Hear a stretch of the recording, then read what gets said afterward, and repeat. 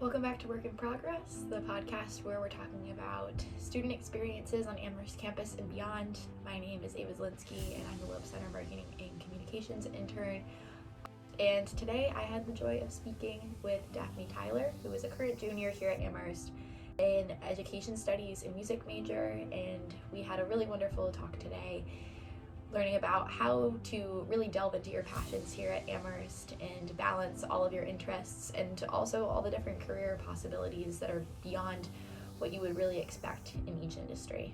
Okay, hello Daphne. Hello Eva. Welcome in. We're really excited to have you here today. I'm happy to be here. So before we kind of dive into everything, I would love to hear your little elevator pitch about yourself. Tell the Amherst world and the Amherst community and everybody beyond who you are. Great. My name is Daphne Theiler. I'm a junior here. I am a music and education studies double major. I'm on the cross country and track team. It's also a big part of me. I'm in the Glee Club and concert choir. I love singing. I'm also a co-president of the Mammoth Maker Lab and really love, in my spare time, making creative projects, using a 3D printer, all of that kind of stuff. That's awesome. Yeah. Okay, so there's a lot. There's a lot to unpack here. That is so cool. I feel like every time I run into an Amherst person and I ask them okay, so what do you do? And tell me about your life. And they just start rattling off a list of the most random, most wonderful things that they do with their time here. And then I start to understand why no one has any time here, which is exactly how it works. So when you first got to Amherst, were you expecting to be a part of all of these wonderful organizations that you're involved in, or was it kind of like a slow burn in terms of figuring out what you are excited about? Were you always prepared? Go into that. Yeah, definitely a slow burn. When I started, I've been on the team since I got here, but I specifically did not join choir my first semester. I thought, I'm gonna just make sure classes go well. I want to see how college works first before I throw myself into everything. Yeah. And by the time I got to second semester, I realized I missed it so much. I am willing to put in that time to be part of it again. That's awesome. So second semester joined choir, and then by the end of that year, kind of got thrown a little bit into this position leading a club, which felt strange as a freshman going into sophomore year, navigating the hub, how to fund club budgets, and all of these things where I felt I was still getting used to just how campus worked. Sure. But it ended up being a really great experience because I learned all those things and now I feel got them down, but also just gave me just another outlet. It's nice to be able to, there's stress in choir, I can turn to that. If school's getting hard, I can turn to singing. I have a bunch of outlets, which I really appreciate. That's wonderful. Now, would you say when you first started at Amherst, you kind of came in on a little bit of more of the conservative route in terms of trying to preserve your time? Would you suggest the same thing for students coming in here, or would you suggest, honestly, if you're this passionate about something, just go rip it? I think there's definitely a balance. For sure. I think that, there's this idea of freshman year, you gotta join everything so that you can make friends and put yourself out there. And there's truth in that. You don't want to just say no to everything and not actually get to meet people and experience campus and all of that. So I think if you're really passionate about something or you're super excited about it, I think totally throw yourself in. But also, you don't need to do everything just to do everything. I think that's a big thing I really like here is people do things because they genuinely are interested in them, and the time that they're putting in is worth it. Yeah. I mean, there's just not enough time in the day here with all that we do for you to do something that you're not genuinely interested in. It's too hard. It would become too much. Yeah. I heard something from a professor. It was from somebody else's first year seminar professor. I remember my first year that stuck with me so much, and I think I've said it on this podcast before, but you have time for 7 things. 4 of those are your classes, and then you pick the next 3 that you dedicate your most amount of time to. And so some people can deal with 8 or 9 even. Some people can only deal with 6, maybe 5.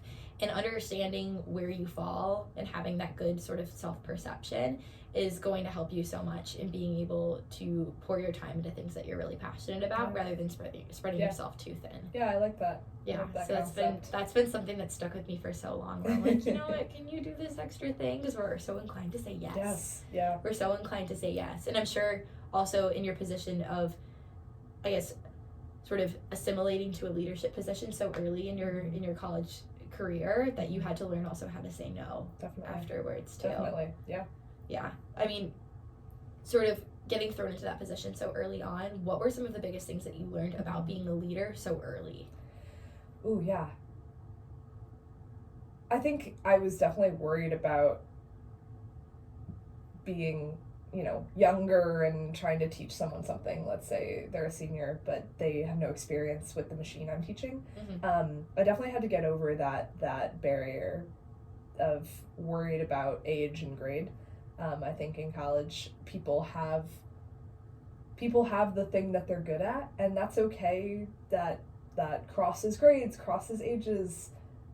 I'm just interested in learning about it. So I've kind of tried to adapt that mindset of, if people are here, they're interested in learning about what I'm teaching them, and they don't care that I'm a sophomore, whatever. At the time, I was an underclassman. But I think. Yeah, that's interesting. Do you think that's influenced other ways that you kind of move through life, whether it be in what you're studying or work opportunities that you're pursuing and things like that as well? Yeah, I think that, in the music major, classes are generally pretty small. Sure. And many don't have specific prerequisites. Several do, but you can take a high-level course without having taken a music course before, without needing a specific base requirement, which leads to classes being a huge range of grades. And I think that also solidified / maybe my club reinforced that was good and helpful and okay.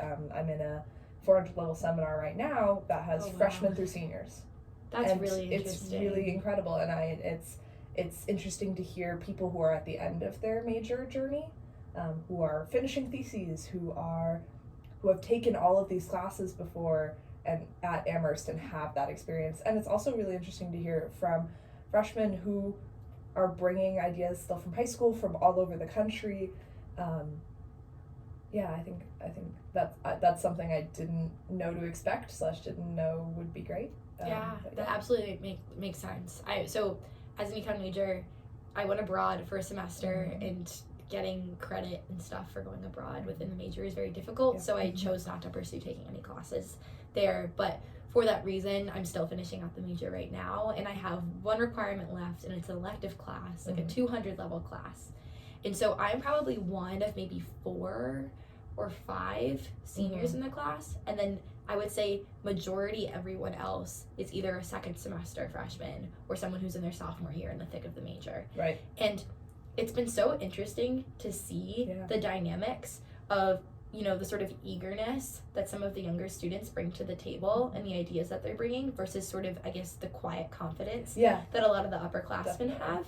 And it's really interesting too, also, having taken electives where there were seniors previously, and I was someone who was younger, and seeing them sort of imprint that sort of calmness into the major and into the class that I didn't previously know was possible in such a difficult major. And so kind of seeing that exchange is so interesting. It's so interesting. And like you really can learn something from everybody, no matter where they're coming from or how much experience they have in the same exact topic. I like the calmness. I think that's definitely true, but I hadn't thought of the word. Yeah, for sure. I mean, do you think that that's kind of developed over time within your majors as well and within what you've been studying? I think so. I think that's definitely come out. In education, I definitely front-loaded more of music and now trying to focus on that, so I think I don't have quite as much experience there. But music, definitely, I've seen that transition from, and I think really both are incredibly valuable in a classroom. For sure. Now, did you always know that you wanted to be a music and education major, or did you just come to Amherst and were like, you know what? it's going to be divine timing. We're going to see what happens, and whatever speaks to me, we're just going to roll with it. What was sort of your strategy? Yeah, I always knew I wanted to major in music, or not always. From looking at colleges, I knew I wanted to major in music. Okay. And I found out that recently there had been an education studies major added, and I thought that's up my alley too. I want to be a music teacher. I could do education as well. With music, I knew though I never wanted to be in a place where music was my only academic pursuit. Sure. Conservatories or larger universities, you're in the music school. Mm-hmm. So I take math classes and I really enjoy them. I've taken a physics class, stuff like that. I wouldn't be able to do that if I was at a conservatory or a university where I was just in the music ed school. For sure. So I did know I wanted to major in music and education, but I also knew I didn't want those to be my only academic pursuits. Yeah, that absolutely makes sense. I think the open curriculum here has been so wonderful. Yeah. And it's like something that I've noticed too is like, even for example, myself being econ, which is not something that I expected coming in here. I don't know if I would have become an econ major or I guess your typical business major at another school if that was the only outlet. Yeah. And like being able to take classes in other disciplines, and also realizing for whatever reason every time every semester kind of comes around, there are so many things that I'm learning in one class that directly applies to another class. Like even two classes I'm currently in now, both are going to be working in archives. I've never worked in archives before and they're both going to be working in them in completely different ways, but the fact that there's so much like good timing with it and a lot of the things that you learn are so interdisciplinary is so cool. It's so cool. And it's so unique, and not a lot of students really get to experience that around the country, so that's something I'm really grateful for about this place. Definitely. I feel like in everything about Amherst there's always the talk of open curriculum, and it might feel like it's overhyped, but I truly don't think it is. I think it's so important that everyone can take any class, any subject if you're interested in it. And I feel like last semester I had a combination of classes where I felt like I was like, oh wait, I just talked about that in that class, and wait, we're doing this similar project. It felt like everything was really connected. For sure. Which I think really enhances learning and allows like having those connections you can bring in from other places, I think is really big. Oh, for sure. Absolutely. Now, is there a favorite class so far that you've taken at Amherst in general, and is there one that's kind of becoming a standout this particular semester? Oh, well, I think my standout this semester is going to be my favorite class that I've taken at Amherst. Really? Yes. Okay. I'm really loving it so far. So, I mentioned my 400 level music seminar. That's Music 443. I believe it's called Virtual Realities of Romantic Music, which it sounds like it's VR, but it's not. That sounds trippy. It's not quite that. So, the idea is romantic music is this era of music where music used to focus on religion, and then it focused on just performance, and you would just go to the music hall. And then romantic music transitioned into this era of what emotion comes from music, what story is it telling, and there becomes a lot more meaning. And so this class so far, it's I believe 8 to 10 people. We listen to music and really deeply analyze it using music theory, so chords, notes, rhythms, dynamics. We really deeply analyze that, and then we come into class and we talk about its emotional meaning. Does this harmony mean pain or joy, or what does that motive mean in context with these lyrics? Sure. So it's really, really interesting to combine this really deep, really advanced musical theory that I've learned in other situations. It's just something you write under the music with actual meaning that someone might take away from it. Wow. Yeah. That is so cool. Wow. Do you think also, again, that's not something that you're going to see in other places. No. That's really specifically, specially Amherst. Do you think that that's going to have an influence in the way that you think about becoming a music teacher in the future, no matter what age you might teach, etc.? I think that's so unique. Yeah, definitely. I think that this class also is really opening me up to musical writing, and what we're reading many high-level music publications, criticism, analyses, etc. And then also trying our hand at writing that style. And I think that it's really exposing me to different ways in which people view meaning in music. Some believe that the composer meant something and you're supposed to look for that. And some believe you shouldn't think about that at all. And so I think those are all opinions and ideas that I'm being exposed to that I can then create my own opinions on. Sure. And take into my teaching at any level. Wow. That is really cool. Oh my God, that's amazing. Now, switching gears just a little bit, and again, the idea of becoming a music teacher, and that's something, you know, that you've been really interested in for a little while now. How do you think that passion came about, and that interest came about, and what have you done to kind of help sort of sow the seeds of getting into something like that as a profession in the future? Yeah, so where it came about, as with many people who want to be teachers, they'll reference a teacher that they've had. For me, it was my high school music teacher from my freshman through junior years of high school. Okay.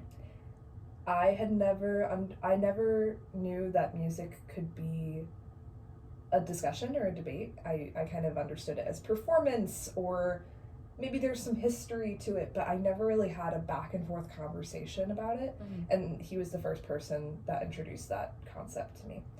He also brought so much energy and just pure joy he just had pure joy in all music that he just radiated to the rest of us. That's beautiful. Everyone else, you had to have fun because he was having so much fun, you could not. So that also was my end of my sophomore year into my junior year was pandemic schooling. So watching him navigate as well, how do we do music virtually? How do we still have that connection? It really inspired me, just as something like I could see myself doing that, and I want to be part of bringing that joy of music to students.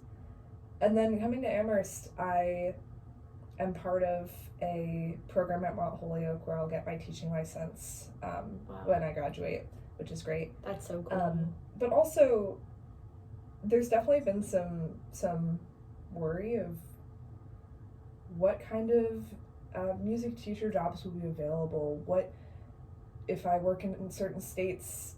Do they prioritize the arts? Do public schools have funding for that? There's definitely all sorts of fear and worry I have about that for the future. And I think the Loeb Center and faculty at Amherst, I've been able to hear about so many other educational opportunities, educational career opportunities that I didn't know about. Really? Yeah. So as much as I still see myself being a classroom teacher, I have definitely felt more secure and more hope going into the future, hearing about all of these other ways you can still participate and help change the educational scene. Yeah, for sure. Now, please tell us about those opportunities, because I'm new to this for sure. Yeah. I think definitely coming into college too, I admit I kind of only knew you could be a classroom teacher with an education degree. Sure. That was really the only way, and I think I was first exposed to more ideas of teaching, I believe it was during sophomore summit, to having alumni panels. And those have been really, really big and helpful, and events I really have enjoyed seeing real people who were in the same position I am now, who went to Amherst, and some majored in same majors I'm majoring in, and seeing what they're actually doing. Not just, in theory you could do this, but actually a person who is participating in a career that I'm interested in. For sure. Is really big. So hearing about people who work in nature education or museum education and alternative methods that are really, really important for children's development, but aren't necessarily in the classroom. Or larger scale, people who work to create the curriculums that classroom teachers use, or work with schools to figure out what's the best way of tackling a problem, implementing curriculum, etc. So hearing about other ways in which people have helped really just gave me more hope for what life after Amherst could be. That is really, really cool. I did not know that at all. Yeah. And the fact that, you know, over time, you're able to sort of build out a more holistic view of what you could potentially do. You know, everyone always lands on their feet. Yeah. And everything always has a really funny way of working out. So no matter what that looks like, that's really, really cool. As we finish up our conversation, I know you're a junior, so you have time left. Whereas, like, I have months left, so we're really running out of time there. What do you foresee yourself doing as you move into your senior year and potentially post-grad, knowing what you do know now about the education opportunities and possibilities, and also in the process of getting your teaching license? Yeah. So realistically, the things I will be doing next year, I hope to complete a music thesis in the fall. Composition, I want to write a piece, so really exciting. And then spring I'll be student teaching, so that'll be really good, hands-on, cool. directly experience, directly doing that, and also in the community, which will be cool to actually get a little bit outside campus. In terms of just general what I see post Amherst, I am optimistic and excited about based on all of the things I've learned here, that there will be something that I find fulfilling in a career, whether that be teaching in a music classroom, which is right now what my goal is, or whether that be helping create music curriculum or fighting for arts in public schools. That is so cool. That is wonderful. Awesome. Now, can you leave the Amherst community or the future Amherst community a piece of advice about your time here, about anything? Doesn't have to be anything crazy or in particular.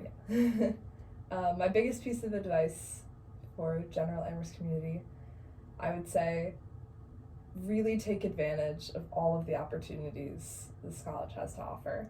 I have been incredibly lucky to be able to travel funded by Amherst, to go to events that directly relate to what I want to do with my career or interests I have outside of that. There have been so many opportunities that I have been lucky enough to participate in just by reading my email or talking to staff members or making an appointment at the Loeb Center. There have been so many things that I just wouldn't have known about. And I think there are a lot of things that Amherst students don't know happens here. No, for sure. So students, read your email, okay? Daily Mammoth. You are one step away from going on a really amazing trip or doing other really wonderful things, so you can do it. Awesome. Well, thank you so much for coming in. It's been a joy.